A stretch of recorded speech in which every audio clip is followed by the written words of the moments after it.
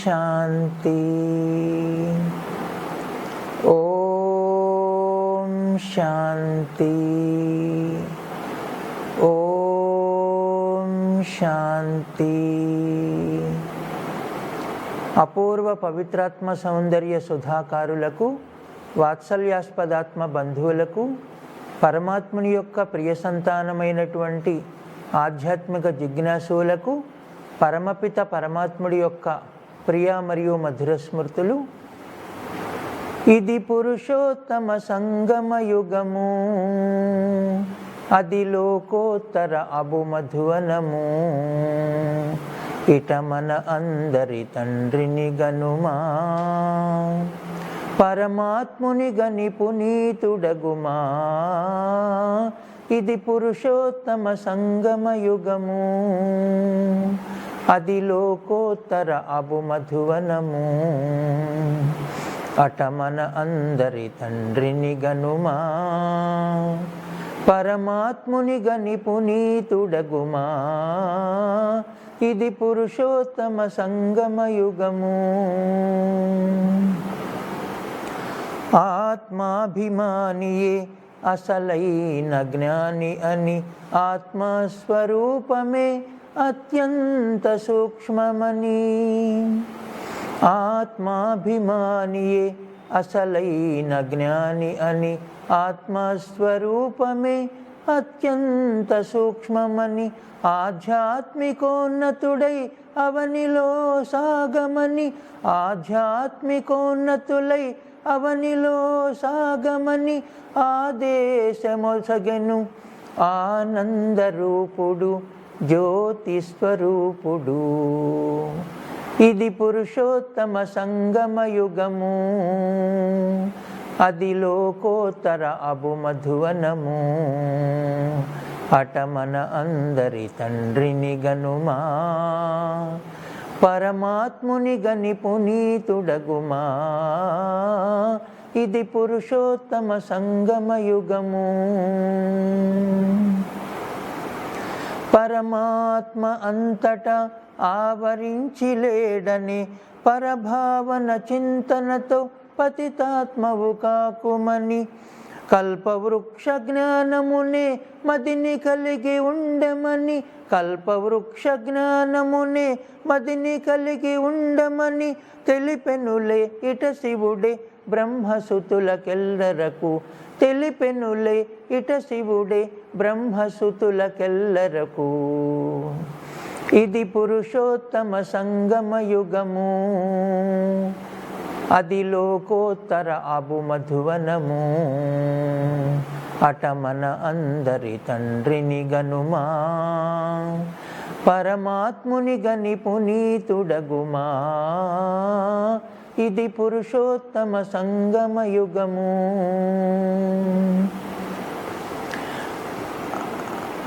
అందరికీ తెలియనటువంటి విషయము, ఇది పురుషోత్తమ, ఇది అత్యంత కళ్యాణకారి పురుషోత్తమ సర్వశ్రేష్ఠ సంబరాల విశేష శుభాకాంక్షల యుగము అని. దీన్ని ఏమంటారు? అత్యంత కళ్యాణకారి పురుషోత్తమ సర్వశ్రేష్ఠ సంబరాల విశేష శుభాకాంక్షల బుల్లి యుగము అంటారు. అందరికీ తెలిసిన విషయము కృతయుగము లేక సత్యయుగం, త్రేతాయుగం, ద్వాపరయుగము, కలియుగము అని. అయితే పరమాత్ముడు చెప్తున్నారు, కలియుగము యొక్క ఉపాంతిమ సమయమున అనగా 85 సంవత్సరాల క్రితం మొదలై పూర్ణాంతిమ సమయమునకు చేరుకున్నటువంటి ఈ కలియుగ అంతిమ సమయము మరియు సత్యయుగము యొక్క ప్రారంభ సమయాన్ని సంగమ యుగము లేక కన్ఫ్లుయెన్స్ ఏజ్ అంటారు. దీన్ని సంధి యుగము అని కూడా అంటారు. పరమాత్ముని అవతరిత యుగము అని కూడా అంటారు. వాస్తవానికి భారతదేశంలో ఆది సనాతన దేవీ దేవతా ధర్మానికి చెందినటువంటి వారందరూ అన్ని పండుగలతో పాటు విశేషంగా పురుషోత్తమ మాసాన్ని కూడా జరుపుకుంటారు. అంటే ఈ కార్తీక మాసంలో వచ్చేటువంటిది ఈ పురుషోత్తమ మాసము అంటారు.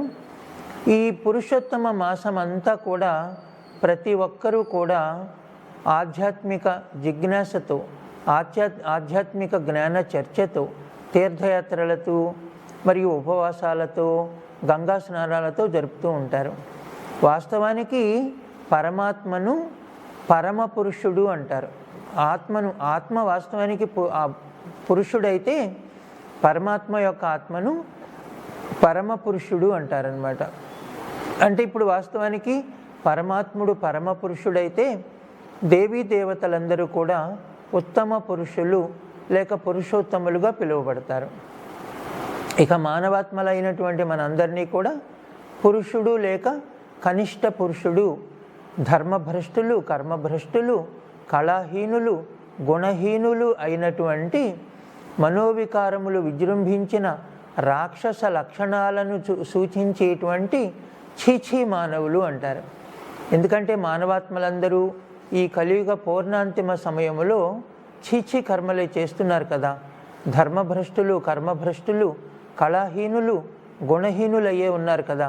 మనోవికారములని విజృంభించి రాక్షస లక్షణాలను సూచించేటువంటి అతి ధర్మజ్ఞాని జరిగినటువంటి సమయంలో ఉన్నటువంటి చీచీ మానవులము మనము, కనిష్ట మానవులము అని పరమాత్మ తండ్రి చెప్తున్నారు.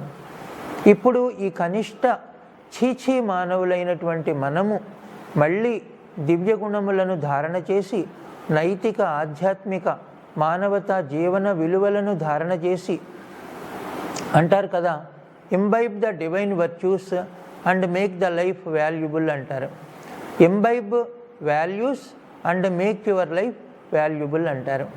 అంటే దివ్య గుణములను ధారణ చేసి నైతిక, ఆధ్యాత్మిక, మానవతా జీవన విలువలను ధారణ చేసినట్లయితే పరమాత్ముని చేత స్వయంగా ప్రబోధింపబడేటువంటి సత్యగీతా జ్ఞానాన్ని బుద్ధిలో మరియు ఆచరణాత్మక జీవితంలో ధారణ చేసినట్లయితే సహజ రాజయోగాభ్యాసాన్ని అభ్యసించి యోగాగ్నిని ప్రజ్వలింపజేసి ఆ యోగాగ్నిలో మనలో ఉన్నటువంటి వికారములను గనక సమిధలుగా పడవేసినట్లయితే ఈ కనిష్ట మానవులమైన చీచీ మానవులమైనటువంటి మనం కూడా ఉత్తమ పురుషులుగా లేక పురుషోత్తములైనటువంటి దేవీ దేవతలుగా తయారు కాగలము అని పరమాత్మ తండ్రి చెప్తున్నారు.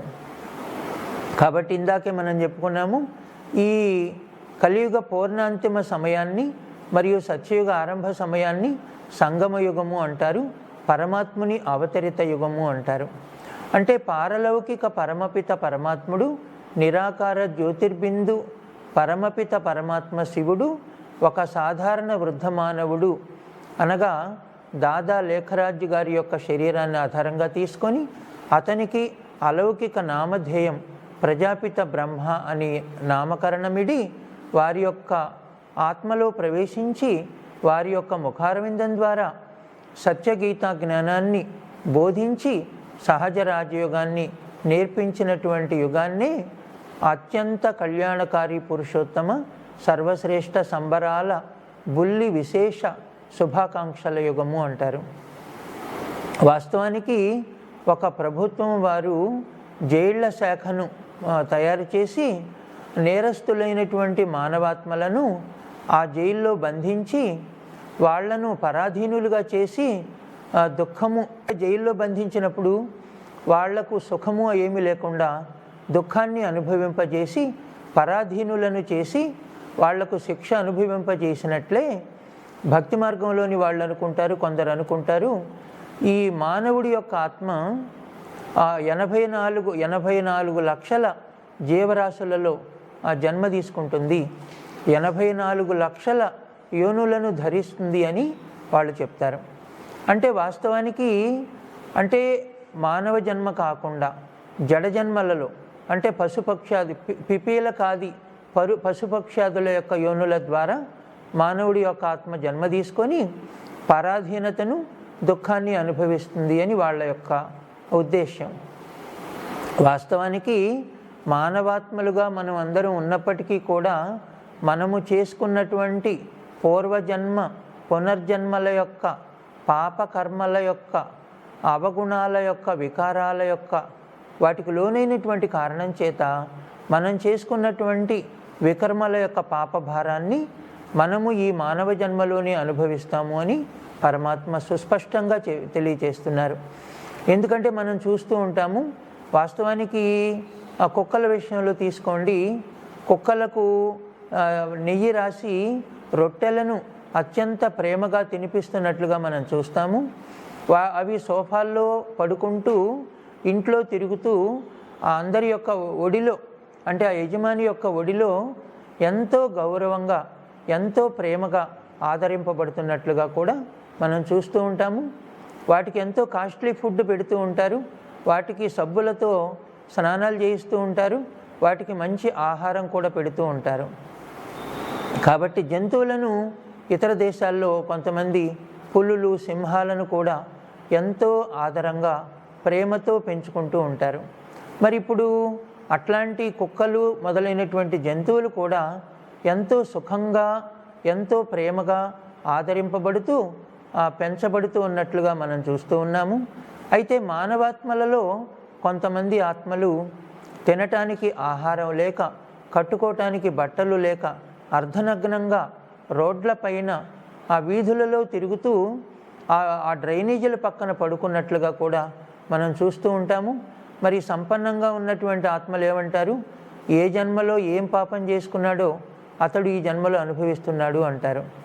అంటే కొంతమందికి తినటానికి తిండి కూడా లేకుండా, కట్టుకోవటానికి బట్టలు లేకుండా, అట్లాగే సుఖంగా సౌకర్యవంతంగా ఉండటానికి లేకుండా వీధులలో ఇంటింటికి అడుక్కుంటూ, అట్లాగే కొంతమంది ఇళ్లల్లో ఈ పిల్లలేమో ఆఫీసులు గది వెళుతూ ఉంటారు, వీళ్ళు కుక్క కాపలాలు కాస్తూ వాళ్ళకందరికీ వండి పెడుతూ మరి ఎంతో దుఃఖాన్ని అశాంతిని కూడా అనుభవిస్తూ ఉంటారు. కొంతమంది తాము చేసుకున్నటువంటి నేరాలకు ఘోరాలకు జైళ్లల్లో ఈ రోజున చాలా సంవత్సరాలు తరబడి, ఇప్పుడు ఈ రోజున మన రాజమండ్రి జైల్లో అయితే 18-19 సంవత్సరాల నుంచి జైలు శిక్ష అనుభవించేటువంటి ఒక అన్నయ్య గారు ఉన్నారు. మరి ఆయన మరి తాము చేసుకున్నటువంటి చెడ్డ కర్మలకే కదా ఈ 18 సంవత్సరాల నుంచి జైలు శిక్ష అనుభవిస్తున్నాడనమాట. మరి జైళ్లల్లో, కోర్టులలో, ఆ పోలీస్ స్టేషన్లలో మరి ఎన్నో రకాలుగా మానవుడి యొక్క ఆత్మ మానవ రూపంలోనే ఎంతో దుఃఖాన్ని, అశాంతిని, చింతను, భయాన్ని అనుభవిస్తున్నట్లుగా మనం చూస్తాము. వాస్తవానికి పశుపక్ష్యాదులకు కూడా ఏమీ లేనటువంటి రోగాలు, అంటే కళ్ళజోళ్ళు, చత్వారం కానివ్వండి, అట్లాగే క్యాన్సరు, పక్షవాతం, గుండె జబ్బులు, బీపీలు, షుగర్లు అనేటువంటివి పశుపక్ష్యాదులకే లేవు, జంతువులకే లేవు. కానీ ఈరోజు మానవుడు ఏ పశుపక్ష్యాదులు అనుభవించినటువంటి భయంకర దుర్భర రోగాల్ని అనుభవిస్తూ జైళ్లల్లో, పోలీస్ స్టేషన్లో, కోర్టుల చుట్టూతా తిరుగుతూ మరి తినటానికి మంచి తిండి లేక అడుక్కుంటూ మరి అర్ధనగ్నంగా వీధుల్లో తిరుగుతూ కూడా ఇట్లా ఎన్నో రకాలైనటువంటి దుఃఖాన్ని, అశాంతిని, బాధల్ని అనుభవిస్తూ ఉండటం మనం చూస్తున్నాము. కాబట్టి పరమాత్ముడు చెప్పేది ఏంటంటే, మానవుడు తాము చేసుకున్నటువంటి దుర్గుణాల యొక్క కారణం, తనకున్నటువంటి దుర్గుణాల యొక్క కారణం చేత, తాము చేసినటువంటి దుష్కర్మల కారణం చేత, పాపకర్మల కారణం చేత కేవలము పశుపక్ష్యాదుల యోనులలోనే జన్మించి ఆ పాప భారాన్ని అనుభవించవలసిన అవసరం లేదు. మానవుడి యొక్క ఆత్మ మానవుడి రూపంలోనే ఈ దుఃఖాన్ని, అశాంతిని అనుభవిస్తున్నదని పరమాత్ముడు తెలియజేస్తున్నారు. కాబట్టి చాలామంది తాము చేసుకున్నటువంటి ఆ పాప భారాన్ని తొలగించుకోవటానికి గంగా స్నానాలు, తీర్థయాత్రలు, మరి నోములు, యజ్ఞ యాగాది జపతపాది క్రతువులన్నీ కూడా చేస్తూ ఉన్నట్లుగా మనం చూస్తూ ఉంటాము. వాస్తవానికి మనం చాలా ఆలోచించవలసినటువంటి సబ్జెక్టు కూడా ఉంది. మరి పతిత పావనుడు మన యొక్క పాపభారాన్ని దించగలిగేటువంటి, తొలగించగలిగేటువంటి, భస్మం చేయగలిగేటువంటి వారు మరి స్థూలమైనటువంటి నీటి గంగయ, లేక పతిత పావనుడైనటువంటి పరమపిత పరమాత్ముడి యొక్క జ్ఞానయోగముల యొక్క అభ్యాసము అదేనా అని మనం ఆలోచించాలి. ఈ సబ్జెక్ట్ను మనం ఇంకొక ఎపిసోడ్లో మనం తెలుసుకుందాము. వాస్తవానికి పరమాత్ముడు చెప్తున్నారు, మనము కర్మేంద్రియముల ద్వారా, అంటే అకర్మ వికర్మ సుకర్మల యొక్క జ్ఞానము లేక కర్మేంద్రియముల ద్వారా మనం వికారములకు వశమై వికర్మలు చేసినటువంటి కారణం చేత మనము అనుభవించవలసినటువంటి దుఃఖము, అశాంతి మానవాత్మ రూపంలోనే మనం అనుభవిస్తామని పరమాత్మ తెలియచేస్తున్నారు. వాస్తవానికి పతిత పావనుడు పరమపిత పరమాత్ముడే తన యొక్క సత్యగీత జ్ఞానము, సహజ రాజయోగముల యొక్క అభ్యాసము ద్వారా, దైవీ గుణముల ధారణ ద్వారా, నిస్వార్థ నిష్కల్మష నిష్పక్షపాత నిష్కామ సేవ ద్వారానే రాగద్వేషములకు నామరూపములకు అతీతమైన నిస్వార్థ నిష్కల్మష నిష్పక్షపాత నిష్కామ సేవ ద్వారానే మన యొక్క పాపాలను భస్మం చేసుకొనగలుగుతాము అని పరమాత్ముడు చెప్తున్నారు. కాబట్టి స్థూల గంగలో స్నానం చేయటం ద్వారా, తీర్థయాత్రలు, యజ్ఞ యాగాది జపతపాది నోములు క్రతువులు చేయటం ద్వారా మన యొక్క ఆత్మ పావనంగా పవిత్రంగా కాదు అని పరమాత్ముడు చెప్తున్నారు. అంటే విత్తనాన్ని బట్టే చెట్టు ఉంటుందని కూడా పరమాత్మ చెప్తారు కదా. ఇప్పుడు మనము మామిడి టెంక నాటినట్లయితే మామిడి వృక్షాన్ని మనం ప్రాప్తి చేసుకుంటాము. అరటి పిలకను నాటినట్లయితే అరటి చెట్టుని మనము ప్రాప్తి చేసుకుంటాం. ఇప్పుడు వాస్తవానికి మానవుడి యొక్క ఆత్మ తిరిగి మానవాత్మలోనే, అంటే మానవ శరీరంలోనే ప్రవేశించక ఒకవేళ పశుపక్ష్యాదుల యోనుల ద్వారా గనక జన్మ తీసుకున్నట్లయితే మరి పశుపక్ష్యాదుల యొక్క జనాభా పెరగాలి కానీ, పశుపక్ష్యాదుల యొక్క సంఖ్య పెరగాలి కానీ, మరి ఇప్పుడు వాస్తవానికి ఏం జరుగుతున్నది? మరి మానవాత్మల యొక్క జనసంఖ్య పెరుగుతున్నదే కానీ మరి జంతువుల యొక్క పశుపక్ష్యాదుల యొక్క జన్మ పెరగటం లేదు కదా అని పరమాత్ముడు అడుగుతున్నారన్నమాట. కాబట్టి ఈ కళ్యాణకారి పురుషోత్తమ సంగమ యుగంలో పరమాత్ముడు అవతరించి ప్రజాపిత బ్రహ్మ ద్వారా, జగదంబ సరస్వతుల ద్వారా, దాది హృదయమోహినీల ద్వారా ఈ సత్యగీత జ్ఞానాన్ని బోధించి సహజ రాజయోగాన్ని నేర్పిస్తున్నారు. కాబట్టి వాస్తవానికి ఈ ప్రపంచాన్ని ఇప్పుడు అందరూ కూడా నరకమని అంగీకరిస్తారు. ఇప్పుడు ఎవరి యొక్క తండ్రి అయినా చనిపోయినట్లయితే ఆ బిడ్డ ఏం చేస్తారు? మరుసటి రోజు పేపర్లో ప్రకటన చేస్తారు, మా తండ్రి గారు స్వర్గస్థులైనారని తెలుపుటకు చింతిస్తున్నాము అని పేపర్లో వ్రాస్తారు. వాస్తవానికి తండ్రి ఆ స్వర్గస్థులైనారు అని తెలియజేయటానికి చింతించవలసిన పని ఏమున్నది అని కూడా పరమాత్ముడు అడుగుతున్నారు. అయితే ఇంకొక ముఖ్యమైనటువంటి విషయం, వాళ్ళ తండ్రి గారు మరణించి స్వర్గస్థులైనారు అంటే ఆయన ఎక్కడి నుంచి స్వర్గానికి వెళ్ళారు? ఈ నరకాన్ని నుంచే కదా స్వర్గానికి వెళ్ళారు. కాబట్టి ఇది నరకము అనేటువంటి విషయాన్ని అందరూ అంగీకరిస్తారు. మనం తెలుసుకున్నాము, సత్యత్రేతాయుగాలను వైకుంఠము స్వర్గము అంటారు, ద్వాపర కలియుగాల్ని నరకము అంటారనమాట.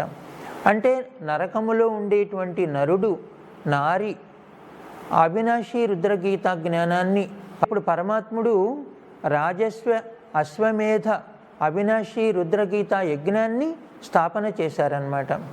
పరమాత్ముడు ఇప్పుడు ఆ రాజస్వ అశ్వమేధ అవినాశి రుద్రగీత జ్ఞాన యజ్ఞాన్ని ప్రారంభించారు 1937వ సంవత్సరంలో. ఈ అవినాశి రుద్రగీత జ్ఞాన యజ్ఞములో నరుడు నారాయణుడుగా కావాలి అంటే, నారి శ్రీ మహాలక్ష్మిగా కావాలి అంటే, నరుడు నారి తమలో ఉన్నటువంటి పంచవికారములను, అవగుణములను, బలహీనతలను, లోపములను ఈ అవినాశి రుద్రగీత జ్ఞాన యజ్ఞములో సమిధలుగా పడవేయాలి అని పరమాత్మ చెప్తున్నారు. కామ వికార స్వాహ, క్రోధ వికార స్వాహ, లోభ మోహ వికార స్వాహ, అహంకార వికార స్వాహ, ఈర్ష్య అసూయ ద్వేషము పగ వికార స్వాహ అని నరుడు నారి తమలో ఉన్నటువంటి పంచవికారములను, పంచ అవగుణములను, అట్లాగే బలహీనతలను, లోపములను, చెడ్డ అలవాట్లను ఈ అవినాశి రుద్రగీత జ్ఞాన యజ్ఞములు స్వాహా చేసినట్లయితే, సమిధలుగా పడవేసినట్లయితే, దివ్య గుణములను ధారణ చేసి నైతిక ఆధ్యాత్మిక మానవతా జీవన విలువలను ధారణ చేసినట్లయితే పరమాత్ముడు ఇప్పుడు ప్రాప్తింపజేసేటువంటి సర్వ ఖజానాలు అంటే అమూల్య అవినాశి జ్ఞానరత్నముల యొక్క ఖజానా, నిస్వార్థ సేవ చేయుట ద్వారా లభించేటువంటి ఆశీర్వాదాల ఖజానా, దివ్య గుణాల యొక్క ఖజానా, సర్వశక్తుల యొక్క ఖజానా, శ్రేష్ఠ సంకల్పాల యొక్క ఖజానా, శ్రేష్ఠ కర్మల యొక్క ఖజానా, సంతోషము యొక్క ఖజానా, సర్వ సంబంధాల యొక్క అనుభూతుల యొక్క ఖజానా, అట్లాగే అనుభవాల యొక్క అధికారము యొక్క ఖజానా, ఈ 10 ఖజానాలన్నింటినీ కనుక ధారణ చేసి సత్యగీత జ్ఞానాన్ని ధారణ చేసి సహజ రాజయోగాభ్యాసాన్ని కనుక చేసినట్లయితే ఆ యోగాగ్నిలో మన పాపాలన్నీ భస్మమయ్యి విదగ్ధమయ్యి మన ఆత్మ పావనంగా పవిత్రంగా తయారయ్యి ఈ నరుడు నారాయణుడుగా, నారి శ్రీ మహాలక్ష్మిగా మళ్ళీ మనము నరకము నుండి స్వర్గానికి వెళ్తాము అని పరమాత్ముడు చెప్తున్నారు. కాబట్టి ఇప్పుడు మానవాత్మలైనటువంటి మనందరము పరమాత్ముడు ఇచ్చేటువంటి సర్వ ఖజానాలను మన యొక్క జీవితంలో ధారణ చేసి నరుడు నారాయణుడుగా, నారి శ్రీ మహాలక్ష్మిగా కావటానికి ఈ అవినాశీ రుద్రగీతా జ్ఞాన యజ్ఞములో తమ బలహీనతలు, లోపములను, వికారములను, అవగుణములను సమిధలుగా పడవేయవలసినదిగా పరమాత్ముడు మన యొక్క సహయోగాన్ని అడుగుతున్నారు. వాస్తవానికి ప్రపంచంలోని మానవాత్మలందరూ పరమాత్ముడి యొక్క సహయోగాన్ని ఆశిస్తారు. కానీ ఇప్పుడు పరమాత్ముడే మనల్ని అడుగుతున్నారు, మీరు పావనంగా పవిత్రంగా కావాలి అంటే మీలో ఉన్నటువంటి పంచవికారములను, అవగుణములను, వికారములను, లోపములను, బలహీనతలను నాకు ఇచ్చేయండి అని పరమాత్ముడు చెప్తున్నారు. కాబట్టి ఈశ్వరీయ జ్ఞాన బోధ సత్య సౌభాగ్య సుధా, ఈశ్వరీయ జ్ఞాన బోధ సత్య సౌభాగ్య సుధ, పరమాత్ముని అవతరణ గాథ నిత్య సత్య సూక్తి సుధ, తొలగించుకొనటానికి వికారరూపీ రోగాల బాధ వ్యధ ఆలకించి ఆలపించండి ఆనందమొలికించే గాథ అని పరమాత్ముడు చెప్తున్నారు. అయితే దేహమేమో అంటే మనుష్య దేహము రథమై ఉన్నది, మనుష్య దేహాన్ని నడిపించేటువంటి ఆత్మ రథికుడై ఉన్నారు. ఇప్పుడు మనం తెలుసుకున్నాము ఆత్మ రథికుడు, శరీరము రథము అని. ఆత్మ పురుషుడు, శరీరం ప్రకృతి అని. ఆత్మ క్షేత్రజ్ఞుడు, శరీరము క్షేత్రము అని. ఒక మార్గ మధ్యంలో ఒక వ్యక్తి నిలబడి ఉన్నాడు అనుకోండి, వేగంగా వెళ్తున్నటువంటి కారును చూసినట్లయితే ఆ కారులో ఉన్నటువంటి ఆ కారులో ఉన్నటువంటి డ్రైవరు కనిపించడు కదా. వేగంగా వెళ్తున్నటువంటి కారులో డ్రైవరు కంటికి కనిపించడు కదా. అదేవిధంగా ఇప్పుడు మనందరికీ కళ్ళకు కనిపించేటువంటిది శరీరం, అంటే జీవాత్మల యొక్క శరీరాలు. అంటే స్త్రీ శరీరం తీసుకుంటే స్త్రీలు కనిపిస్తారు, ఆత్మ పురుష శరీరం తీసుకుంటే పురుషుడు కనిపిస్తారు. వాస్తవానికి కారును స్త్రీలు నడుపుతారు, అట్లాగే పురుషులు కూడా నడుపుతారు. ఈ పురుష శరీరాన్ని అంటే పురుష శరీరాన్ని ఆత్మ తీసుకుంటుంది, అట్లాగే స్త్రీ శరీరాన్ని కూడా ఆత్మ తీసుకుంటుంది. ఆత్మకైతే లింగభేదం లేదు కదా, శరీరానికే లింగభేదం ఉంటుంది. మరి ఆత్మ పురుష శరీరాన్ని ఎక్కువలో ఎక్కువ 2 సార్లు తీసుకోవచ్చు, అట్లాగే స్త్రీ శరీరాన్ని 2 సార్లు ఎక్కువలో ఎక్కువ తీసుకోవచ్చు. కాబట్టి అందుకే చూడండి, చాలామంది పురుషులు కూడా స్త్రీలు చేసేటువంటి పనులు చేస్తూ ఉంటారు, అట్లాగే స్త్రీలు కూడా పురుషులు చేసేటువంటి పనులు చేస్తూ ఉంటారు. వాస్తవానికి పరమాత్మ జ్ఞానసాగరుడు చెప్తున్నారు, ఆత్మ ఒకేసారి 2 జన్మలు పురుష జన్మలు తీసుకోవచ్చు, ఒకేసారి 2 జన్మలు స్త్రీ జన్మలు తీసుకోవచ్చు అని. అయితే మనుష్య దేహము రథమై ఉన్నది, ఆత్మ రథికుడై ఉన్నారు అని పరమాత్మ చెప్తున్నారు. ఆత్మ అనేటువంటిది దేహరూపి మోటార్ యొక్క ఆపరేటర్ అన్నమాట. ఆత్మ అనేటువంటి పురుషుడు దేహం అనేటువంటి రథాన్ని నడిపించేటువంటి వారు. అంటే ఆత్మను చార్యాటీర్ అంటారు, శరీరాన్నేమో రథము అంటారు. మనం ఇదివరకే చెప్పుకున్నాము, ఆత్మ యజమాని అయితే శరీరము ఇల్లు అని చెప్పుకున్నాం. ఆత్మ డ్రైవర్ అయితే శరీరము కారు అనుకున్నాం. ఆత్మ ప్రోగ్రామర్ అయితే శరీరము కంప్యూటర్ అనుకున్నాం. నైసర్గిక కంప్యూటర్ అన్నమాట. మెదడు అనేది ఆ శరీరములోని నైసర్గిక కంప్యూటర్ అంటారు. అదేవిధంగా ఆత్మ రాగితీగ అయితే శరీరము ఇన్సులేషన్ అనుకున్నాం, అంటే తొడుగు అనుకున్నాం. ఆత్మ రాగితీగ అయితే శరీరం ఇన్సులేషన్ లేక తొడుగు అనమాట. మరి ఆత్మ బ్యాటరీ అయితే శరీరము మోటారు అనుకున్నాం. కాబట్టి ఆత్మ నడిపించేది అయితే శరీరము నడిచేది అనుకున్నాం. కాబట్టి ఇప్పుడు ఇక్కడ మనం ముఖ్యంగా గమనించాల్సింది ఆ ఆత్మ అనేది దేహము యొక్క ఆపరేటర్ అని. వాస్తవానికి మెదడును ఏమంటారు అంటే మెదడును ఒక లైబ్రరీ అంటారనమాట, నైసర్గిక కంప్యూటర్ అంటారు. అదేవిధంగా కళ్ళను ఒక మూవీ కెమెరా అంటారు. అట్లాగే చెవులను టెలిఫోన్ రిసీవర్ అంటారు. మౌత్ను సౌండ్ బాక్స్ అంటారు. లారింగ్స్ అండ్ ఫ్యారింగ్స్ అంటే ఏంటంటే మన యొక్క అంటే ఆత్మ మాట్లాడాలనుకున్నప్పుడు ఆత్మ యొక్క మాటను అంటే మాట్లాడేది ఆత్మ కదా. వాస్తవానికి మనం ఇదివరకే తెలుసుకున్నాము, కళ్ళ ద్వారా చూచేది ఆత్మ, చెవుల ద్వారా వినేది ఆత్మ, నోటి ద్వారా మాట్లాడేది ఆత్మ, కర్మేంద్రియముల ద్వారా కర్మ చేయించేది ఆత్మ అని. వాస్తవానికి ఇక్కడ ఇద్దరు ఉన్నారు, చేయించేటువంటి ఆత్మ ఉన్నది, చేసేటువంటి శరీరం ఉందన్నమాట. అంటే భిన్న రకాలైనటువంటి భాగముల ద్వారా అంటే మెదడు, central nervous system, sympathetic nervous system, parasympathetic nervous system అంటే కేంద్ర నాడీ మండల వ్యవస్థ ద్వారా ఆత్మ మెదడు ద్వారా సంకేతాలు ఇచ్చి అంటే social behaviour, coordination between mind and muscles, అట్లాగే టేస్ట్ సెంటర్స్, ఇట్లా 8 సేవా కేంద్రాలు ఉంటాయి మానవుడి యొక్క మెదడులో. ఆ 8 సేవా కేంద్రాల ద్వారా కేంద్ర నాడీ మండల వ్యవస్థ ద్వారా ఆత్మరూపీ ఆపరేటర్ శరీర రూపీ యంత్రాన్ని నడిపిస్తారన్నమాట. కాబట్టి మెదడునేమో నైసర్గిక కంప్యూటర్ అనుకున్నాము, ఒక లైబ్రరీ అనుకున్నాము. కళ్ళనేమో ఒక మూవీ కెమెరా అనుకున్నాము. చెవులనేమో ఒక టెలిఫోన్ రిసీవర్ లాంటిది అనుకున్నాము. నోటినేమో సౌండ్ బాక్స్ అంటారు. స్వరపేటికను ఏమంటామంటే ఆ హారన్ లాంటిది అనమాట. స్వరపేటిక అంటే సౌండ్ బాక్స్ లైక్ ఏ బెల్ అనమాట. మోగించినప్పుడు మోగేటువంటి బెల్ లాంటిదే స్వరపేటిక అంటే లారింగ్స్ అండ్ ఫ్యారింగ్స్. ఇప్పుడు హార్ట్ని ఏమంటారంటే ఒక నీళ్లు తోడేటువంటి మోటార్తో పోలుస్తారనమాట. అట్లాగే లంగ్స్ని ఏమంటారంటే ఇప్పుడు కొలిమి తిత్తి అంటారు కదా.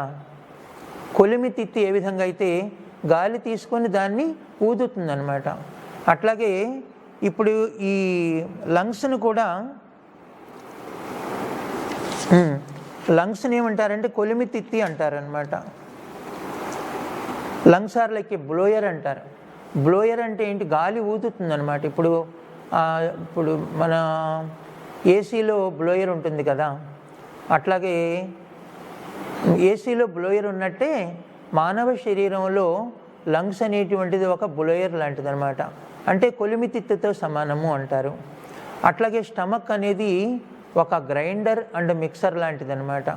స్టమక్ అనేది ఒక గ్రైండరు మిక్సర్ లాంటిది. లార్జ్ ఇంటెస్టైన్స్ ఏమో అంటే పెద్ద ప్రేగులేమో ఒక వేస్ట్ బాక్స్ చెత్తబుట్ట లాంటిది అనమాట. అట్లాగే స్మాల్ ఇంటెస్టైన్స్ ఏమో ఒక చెట్టులోని వేర్లు ఉంటాయి కదా, అవి న్యూట్రిషన్ కోసం అది నీటిని తర్వాత ఇప్పుడు పోషక పదార్థాలన్నిటినీ నీటిని సేంద్రియ ఎరువులన్నిటినీ కూడా స్వీకరించేది ఒక చెట్టులోని వేళ్ళు లాంటిదనమాట. కాబట్టి స్మాల్ ఇంటెస్టైన్ అనేటువంటి దాన్ని మనము చెట్టులోని వేళ్లతో పరమాత్ముడు పోలుస్తున్నారు. అట్లాగే హార్ట్ అంటే రక్తాన్ని ప్రవహింపజేసేది కదా, అంటే హార్ట్ని ఒక మోటార్తో పోలుస్తారనమాట. లంగ్స్నేమో బ్లోయర్తో పోలుస్తారు. లార్జ్ ఇంటెస్టైన్స్నేమో చెత్తబుట్టతో పోలుస్తారు. స్మాల్ ఇంటెస్టైన్స్నేమో ఒక న్యూట్రిషన్ రిసీవర్గా పోలుస్తారనమాట. అట్లాగే చెవులనేమో అంటే టెలిఫోన్ రిసీవర్తో పోలుస్తారు. మరి కళ్ళనేమో ఒక మూవీ కెమెరాగా పోలుస్తారనమాట. ముక్కునేమో సెంటర్ రిసీవర్ అంటారు. అట్లాగే నోటినేమో ఇప్పుడు మామూలుగా అన్ని రుచులని చూసేది కదా, రుచులను తెలియజేసేటువంటిది నోరు అంటారనమాట. కాబట్టి వివిధ కర్మేంద్రియముల ద్వారా, వివిధ జ్ఞానేంద్రియముల ద్వారా, వివిధ పరికరముల ద్వారా పని చేయించేటువంటిది ఆత్మ అని మనం తెలుసుకున్నాం. కాబట్టి ఎప్పుడైతే ఈ ఆత్మ మరియు శరీరములు రెండు వేరు, నాది అంటే శరీరమునకు వర్తిస్తుంది అన్నటువంటి జ్ఞానాన్ని తెలుసుకొని ఆత్మ క్షేత్రజ్ఞుడు, ఆత్మ రధికుడు, ఆత్మ పురుషుడు అనేటువంటి జ్ఞానంతో శరీరము పంచతత్వ సమన్వితమైనది, మహాపంచభూతాలతో తయారైనది, మళ్ళీ ఈ మహాపంచభూతాలతోనే అది కలిసిపోతుంది. శరీరము నశ్వరమైనది అంటారు, అంటే శరీరము వినాశనమయ్యేది, ఆత్మ అవినాశి అనాది అన్నమాట. కాబట్టి ఇందాక పాటలో కూడా మనకు తెలియజేశారు కదా, ఇది పురుషోత్తమ కళ్యాణకారి, అత్యంత కళ్యాణకారి పురుషోత్తమ సంగమయుగము అని. ఈ కళ్యాణకారి పురుషోత్తమ సంగమయుగంలో ఆత్మజ్ఞానాన్ని తెలుసుకొని అసలైన జ్ఞానిగా తయారై, మరి దేహం అంటే వినాశి, అంటే పంచతత్వ సమన్వితమైనది, అంటే ఎల్లప్పుడూ మురికిగా ఉండేదన్నమాట ఈ శరీరం అనేది. ఈ శరీరంలో బ్యాక్టీరియా, వైరస్, బ్యాసిల్లై, పారాసైట్స్ అనేటువంటి క్రిములు ఉంటాయి. వాస్తవానికి పరమాత్ముడు చెప్తున్నారు, ఒక అందమైనటువంటి ముఖము పట్ల మీరు ఆకర్షింపబడతారు. వాస్తవానికి ఈ అందమైనటువంటి ముఖాన్ని కప్పి ఉండేది ఒక చర్మం కదా. ఈ చర్మాన్ని కనుక తొలగించినట్లయితే లోపల కనిపించేది మనకు ఈ ఈ రక్త మాంసాలతో ఎముకలతో కూడినటువంటి ఈ లోపల ఉండేటువంటి భాగాలు కనిపిస్తాయి. మరి ఈ చర్మం అనేటువంటి తొడుగును కనుక తీసేసినట్లయితే లోపల ఉండేటువంటి ఈ మహాపంచభూతాలతో తయారైనటువంటి, అంటే అగ్నితత్వం, వాయుతత్వం, భూతత్వం, ఆకాశతత్వం, జలతత్వంతో తయారైనటువంటి శరీరం అనేది మనకు తెలుస్తుంది. కాబట్టి ఇంత శరీరాన్ని నడిపించడానికి ఆధారము ఆత్మ కాబట్టి, అట్లాగే ఈ ఆత్మ అనేది ఈ శరీరం మొత్తాన్ని పరిపాలించేటువంటి ఏకఛత్రాధిపత్య సార్వభౌమాధికార చక్రవర్తి, అంటే ఆత్మయే భౌతిక ధర్మ నిర్వహణ సమన్వయ సంధానకర్త అనేటువంటి విషయాన్ని మనం తెలుసుకొని ఆత్మజ్ఞానంతో, పరమాత్ముడి యొక్క నిరంతర స్మృతితో మీరు మీ యొక్క జీవితాలను సత్యమైనటువంటి జ్ఞానయుక్తంగా, యోగయుక్తంగా, సఫలతా సంపన్నంగా, శక్తి సంపన్నంగా, సుఖంగా, సంతోషంగా జీవించాలనేటువంటి సంకల్పంతోనే పరమాత్ముడు మనకి ఈ జ్ఞానాన్ని ఇస్తున్నారు. అయితే శరీరము సహజ కర్మ, నిత్య కర్మ, ఇచ్ఛా కర్మ అనేటువంటి 3 కర్మలు చేస్తుందన్నమాట. శరీరము సహజ కర్మ, నిత్య కర్మ, ఇచ్ఛా కర్మ అనేటువంటి 3 కర్మలను చేస్తుంది.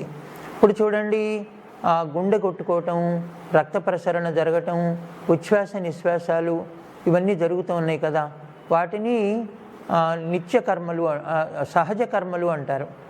గుండె కొట్టుకోవటం, అట్లాగే గాలి ఉచ్ఛ్వాస నిశ్వాసాలు తీసుకోవటం, కనురెప్పలు ముయ్యటం, ఇట్లాంటివన్నీ కూడా సహజ కర్మలు అంటారు. అట్లాగే ఇప్పుడు మనం తర్వాత నిత్య కర్మలు అనేటువంటివి ఉంటాయి అన్నమాట. అంటే నాలుక గీసుకోవటం, మొహం కడుక్కోవటం, స్నానం చేయటం, ఇవన్నీ కూడా నిత్య కర్మలుగా మనం చేస్తూ ఉంటాము. అట్లాగే ఇచ్ఛా కర్మలు అంటే మంచినీళ్ళు, దాహం వేసినప్పుడు మంచినీళ్ళు త్రాగటం, అట్లాగే భోజనం స్వీకరించటం, అట్లాగే నిద్రపోవటం, అట్లాగే ఇప్పుడు మనం కళ్ళతో చూద్దాం అనుకుంటాం అనుకోండి, వాటిని ఏమంటారంటే ఇచ్ఛా కర్మలు అంటారు. ఇప్పుడు మనం పాటలు వినాలనుకుంటాం, మనం కావాలనుకొని చేసేటువంటి కర్మ అన్నమాట. అట్లాగే సినిమా చూడాలనుకుంటాం, కావాలనుకొని చూసేటువంటి కర్మ. అట్లాగే మనం ఎక్కడికైనా వెళ్ళాలనుకుంటాం, అది మనం ఇచ్ఛా మాత్రంగా చేసేటువంటి కర్మలు. కాబట్టి శరీరం అనేది సహజ కర్మలతో, అట్లాగే నిత్య కర్మలతో, ఇచ్ఛా కర్మలతో తాను చేసుకున్నటువంటి కర్మల ప్రారబ్ధానుసారంగా ఈ శరీరాన్ని నడిపిస్తూ ఉంటుంది. వాస్తవానికి బుద్ధి కర్మానుసారిణి, కర్మ పదవి అనుసారిణి అని పరమాత్మ చెప్తున్నారు. అంటే మనం ఎట్లాంటి కర్మలు చేయాలో అట్లాంటి బుద్ధే తయారవుతుంది, ఎట్లాంటి పదవిని పొందాలో అట్లాంటి కర్మలే మనం చేస్తాము అని పరమాత్మ చెప్తున్నారు. కాబట్టి ఎట్లాంటి స్మృతో, అంటే అవేర్నెస్ అండ్ రిమెంబరెన్స్, ఎట్లాంటి స్మృతియో అట్లాంటి కర్మలు చేస్తాము. ఎట్లాంటి స్మృతియో అంటే ఎట్లాంటి అవేర్నెస్ అండ్ రిమెంబరెన్స్ ఉంటుందో అట్లాంటి స్థితి తయారవుతుంది. ఎట్లాంటి స్థితియో అట్లాంటి కర్మలు చేస్తాము. ఎట్లాంటి కర్మ చేస్తామో అట్లాంటి జన్మలు లభిస్తాయి. ఎట్లాంటి జన్మ లభించిందో అట్లాంటి పదవీ ప్రాప్తి స్థితి అనేది లభిస్తూ ఉంటుందన్నమాట. అందుచేత మనం పరమాత్ముడి యొక్క జ్ఞాపకం కొరకు ఎంత అవేర్నెస్ పెట్టుకుంటామో, ఎంత స్మృతి స్పృహ కలిగి ఉంటామో, మన కర్మల పట్ల కూడా మనము అంతే స్మృతి స్పృహ కలిగి ఉండాలని పరమాత్మ చెప్తున్నారు. అందుకే కూడా చూడండి, వెనకటి రోజుల్లో కూడా పాట ఉంది కదా, ఎవరు చేసిన కర్మ వారనుభవించక ఎప్పుడైనా తప్పదన్నా అని పాట ఉంది కదా. అంటే మనం చేసుకున్నటువంటి కర్మల యొక్క ప్రారంధాన్ని మనం తప్పకుండా అనుభవించి తీరవలసినదే. అయితే పరమాత్ముడు కూడా ఆ కర్మ ప్రారంధాన్ని తప్పించను అని పరమాత్మ చెప్తున్నారు. ఎందుకంటే మనం చేసుకున్నటువంటి వికర్మల పాపభారాన్ని మనం మోయవలసినదే, మనం అనుభవించవలసినదే అని పరమాత్మ చెప్తున్నారు. అయితే మనం చేసుకున్నటువంటి పాపకర్మల యొక్క భారము తొలగేటువంటి ఉపాయము 1 యోగము, 2 భోగము అని పరమాత్మ చెప్తున్నారు. అంటే మనకి పరమాత్ముడు నేర్పించేటువంటి ఈ సత్యగీత జ్ఞానాన్ని తెలుసుకొని సహజ రాజయోగాభ్యాసం కనుక అభ్యాసం చేసినట్లయితే ఆ యోగాగ్ని ప్రజ్వలితమైనప్పుడు మన యొక్క ఆత్మలో ఉన్నటువంటి పాపాలు భస్మం అవుతాయి. ఇప్పుడు చూడండి, ఒక చాకలివాడు ఒక రైతు యొక్క నీరు కావి పట్టినటువంటి వస్త్రాన్ని శుభ్రం చేయటానికి ఆ చాకలి సోడాలో ఉడకబెట్టి, అట్లాగే చాకలి సోడాలో ఉడకబెడతాడు, అంటే వేడి చేస్తారు. అట్లాగే బండపైన దెబ్బ కొడతారనమాట. ఎప్పుడైతే చాకలి సోడాలో ఉడకబెట్టి బండపైన దెబ్బ కొట్టినప్పుడు ఆ బాగా నీరు కావి పట్టినటువంటి ఆ రైతు యొక్క మురికి వస్త్రాలు కూడా పరిశుభ్రంగా అయిపోతాయి. ఇప్పుడు చూడండి, నారు మళ్ళల్లో నారు పీకేటప్పుడు ఒంగోని నారు పీకటం కష్టమైనప్పుడు అతడు మోకాళ్ళ పైన కూర్చొని ఆ నారును పీకుతాడనమాట. ఆ నారు వేళ్ళకి ఉన్నటువంటి మట్టి అంతా ఈ నీళ్లలో కరిగిపోయి ఆ మురికి నీళ్లు ఇతని వస్త్రాలపైన పడ్డప్పుడు, రైతు వస్త్రాలపైన పడ్డప్పుడు ఆ వస్త్రాలు నీరు కావి పడతాయి అన్నమాట. ఆ నీరు కావి పట్టినటువంటి వస్త్రములను చాకలివాడు ఏ విధంగా అయితే చాకలి సోడాలో ఉడకబెట్టి బండపైన దెబ్బ కొట్టినప్పుడే ఆ వస్త్రము పరిశుభ్రంగా తయారైనట్లు మన ఆత్మలో ఉన్నటువంటి ఈ పాపభారము పరమాత్ముడు జ్ఞానం అనేటువంటి చెడును సంహరించే ఖడ్గంతో యోగం అనేటువంటి అగ్నిని ప్రజ్వలింపజేయటం ద్వారా సమాప్తము చేస్తారన్నమాట.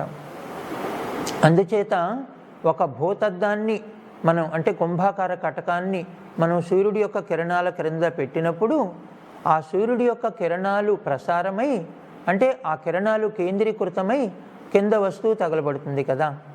ఇప్పుడు మేము కూడా చిన్నపిల్లలప్పుడు ఒక కుంభాకార కటకాన్ని తీసుకొని వేరే వాళ్ళ శరీరం పైన కేంద్రీకరింపజేసేవాళ్ళం. అప్పుడు ఆ కేంద్రీకరింపబడ్డటువంటి సూర్యుడి యొక్క కిరణాలు అతని శరీరాన్ని బాగా కాలేటట్లు చేసేయన్నమాట. అట్లా సరదాగా ఆటలాడుకుంటూ ఉండేవాళ్ళం. అదేవిధంగా పరమాత్ముడు ఇప్పుడు ఏమని చెప్తున్నారంటే, మీ మనస్సు బుద్ధిని కుంభాకార కటకంగా చేసి, అంటే పరమాత్ముడి యొక్క శక్తి, శాంతి, జ్ఞాన, ప్రేమ, ఆనంద, పవిత్రతా కిరణాల క్రింద పెట్టినట్లయితే మీ మనస్సు బుద్ధి అనేటువంటి కటకాన్ని, అంటే కుంభాకార కటకాన్ని పరమాత్ముడి యొక్క శక్తి, శాంతి, జ్ఞాన, ప్రేమానంద, పవిత్రతా కిరణాల క్రింద పెట్టినట్లయితే అప్పుడు ఆ పరమాత్ముడి యొక్క శక్తి కిరణాలు మన ఆత్మలో ఉన్నటువంటి పాపాన్ని భస్మం చేస్తుంది, విదగ్ధం చేస్తుంది అని చెప్పి పరమాత్ముడు చెప్తున్నారు.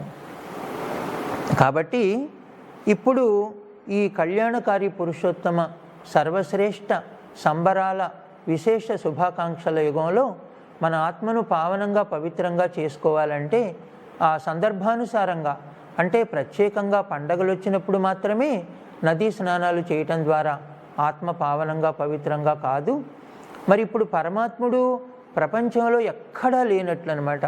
ప్రపంచంలో ఏ సత్సంగంలో లేనట్లు పరమాత్ముడు ఇప్పుడు ఒక సత్సంగాన్ని ఏర్పాటు చేశారు. అంటే ప్రజాపిత బ్రహ్మకుమారి ఈశ్వరీయ విశ్వవిద్యాలయాల్ని స్థాపన చేసి ప్రతిరోజు కూడా ఉదయం సాయంత్రం సత్యగీతా జ్ఞానాన్ని బోధిస్తున్నారు, సహజ రాజయోగాన్ని అభ్యసింపచేస్తున్నారు. కాబట్టి స్త్రీలైనా పురుషులైనా ఏ వర్ణ వర్గ భేదాలు లేకుండా, లింగ భేదాలు లేకుండా ప్రతి ఒక్కరూ ఏ ధర్మం వాళ్ళైనా సరే యూనివర్సల్ గాడ్ ఫాదర్ శివ చెప్తున్నటువంటి ఈ సత్యగీతా జ్ఞానాన్ని తెలుసుకోవటానికి, సహజ రాజయోగ అభ్యాసం చేయటానికి ఈ బ్రహ్మకుమారి సంస్థల్లో కనుక వచ్చినట్లయితే అక్కడ చాలా ప్రశాంతంగా పవిత్రమైనటువంటి వైబ్రేషన్స్ ఉంటాయి. ఆ పవిత్రమైనటువంటి వాయుమండలం ఉంటుంది. ఆ సేవా కేంద్రాలలో రాజయోగాన్ని అభ్యాసం చేయాలని, సత్యగీతా జ్ఞానాన్ని తెలుసుకోవాలని పరమాత్ముడు చెప్తున్నారు. ఎందుకంటే జ్ఞానమే చెడుని సంహరించేటువంటి ఖడ్గము, జ్ఞానమే శక్తి, జ్ఞానమే ప్రకాశము. జ్ఞానము ఒకటి చెడును సంహరించేటువంటి ఖడ్గము. జ్ఞానము శక్తితో పోలుస్తారు, జ్ఞానాన్ని అమృతంతో పోలుస్తారు, జ్ఞానాన్ని ప్రకాశంతో పోలుస్తారు. అట్లాగే జ్ఞానము అంటే పరమాత్ముడు చెప్తున్నారు, నహి జ్ఞానేన సదృశం పవిత్రమిహ విద్యతే అంటారు వేదాల్లో. అంటే ఈ జ్ఞానము కంటే మించిన పవిత్ర వస్తువు మరొకటి లేదు అని పరమాత్ముడు చెప్తున్నారు. కాబట్టి ఈ జ్ఞానమే ఆదాయానికి ఆధారము అంటారు కదా. Knowledge is the source of income కహా జాతా హై. Knowledge is the source of income కహా జాతా హై అంటే జ్ఞానమే ఆదాయానికి ఆధారము అంటారు. జ్ఞానమే ఎన్నో జన్మల శ్రేష్టమైన పదవికి, ప్రాప్తికి, స్థితికి ఆధారము అంటారు. కాబట్టి ఈ సత్యగీతా జ్ఞానము చాలా అద్భుతమైనటువంటిది. అట్లాగే యోగము కూడా అద్భుతమైనది. అంటే జ్ఞాన యోగములు అనేటువంటివి పరస్పర అవినాభావ సంబంధం కలిగినది. అందుకే అంటారు కదా, బంగారు పాత్రలోని పులిపాలు ఇముడుతాయి అంటారు. బంగారు పాత్రలు ఏదో గాలి జనార్దన్ రెడ్డి గారికి లాగా బంగారు పాత్రలు మన దగ్గర ఎక్కడ ఉంటాయండి? అందరి దగ్గర ఉండవు కదా. అందువల్ల బంగారు పాత్రలు లేవు, అట్లాగే పులిపాలు పిండేటువంటి వాళ్ళు లేరు. అయితే బంగారు పాత్రలోనే పులిపాలు ఇముడుతాయి అని ఎందుకు చెప్పారు అని ఆలోచించినట్లయితే, యోగం అనేటువంటి అగ్నిని ప్రజ్వలింపజేసినటువంటి వారి యొక్క బుద్ధి బంగారు పాత్రలాగా తయారవుతుంది. ఆ బంగారు పాత్రలోనే పరమాత్ముడు ప్రబోధించేటువంటి జ్ఞానము అనేటువంటి పులిపాలు ఇముడుతాయన్నమాట. అంటే జ్ఞానము లేకుండా యోగము కుదరదు, యోగము లేకుండా జ్ఞానము నిలువదు అంటారు. జ్ఞానము లేకుండా యోగము కుదరదు, యోగము లేకుండా జ్ఞానము నిలువదు అంటారు. అందుచేత ఈ జ్ఞాన యోగములు అనేటువంటివి పరస్పరం అవిభాజ్యమైనటువంటి విషయాలు. జ్ఞానం ఉండాలి, యోగం ఉండాలి, దైవీ గుణాల ధారణ ఉండాలి, నిస్వార్థ సేవ ఉండాలి. ఇప్పుడు చూడండి, రాజయోగానికి 4 ఆధార స్తంభాలు అంటారు. రాజయోగి కూర్చోటానికి 4 ఆధార స్తంభాలు ఉండాలి అని. ఇప్పుడు మనం చూడండి, కుర్చీలో కూర్చున్నప్పుడు 4 ఆధార స్తంభాలు ఉంటాయి. అదేవిధంగా రాజయోగము యొక్క అభ్యాసానికి కూడా 4 ఆధార స్తంభాలు ఉండాలి. వాటిని బ్రహ్మచర్య వ్రత పాలన లేక పవిత్రత అంటారు. అట్లాగే సాత్వికాహారము అంటారు, సత్సాంగత్యము అంటారు. అంటే సాత్వికాహారము, సత్సాంగత్యము, దైవీ గుణాల యొక్క ధారణ. సాత్వికాహారము, సత్సాంగత్యము, దైవీ గుణాల ధారణ, పవిత్రత. ఈ 4 ఆధార స్తంభాలు రాజయోగికి ఆధార స్తంభాలు అవుతాయి. కాబట్టి రాజయోగము యొక్క అభ్యాసం చేయాలి అన్నట్లయితే ఒక స్టేజ్, ఇప్పుడు కూర్చోటానికి ఒక వేదిక లేక స్టేజ్ అంటారు కదా, అట్లాగే మనం రాజయోగము యొక్క అభ్యాసం చేయాలంటే పవిత్రత, దైవీ గుణముల ధారణ, సాత్వికాహారము, సత్సాంగత్యము ఉండాలి అని పరమాత్ముడు చెప్తున్నారు. మరి ఇట్లాంటి సేవా భాగ్యాన్ని ఇచ్చినటువంటి మీ అందరికీ కూడా పరమపిత పరమాత్ముడి తరపున హృదయపూర్వక కృతజ్ఞతలు. అందరికీ కూడా ధన్యవాదాలు, ధన్యవాదాలు, ధన్యవాదాలు. ఓం శాంతి. రేపటి యొక్క నెక్స్ట్ ఎపిసోడ్లో మనము సత్యగీతా జ్ఞానదాత ఎవరు, అట్లాగే రావణాసురుడికి 10 తలలు ఉండెనా అనేటువంటి అతి ముఖ్యమైనటువంటి విషయాలను ముచ్చటించుకుందాము. అందరికీ సెలవు. ఓం శాంతి.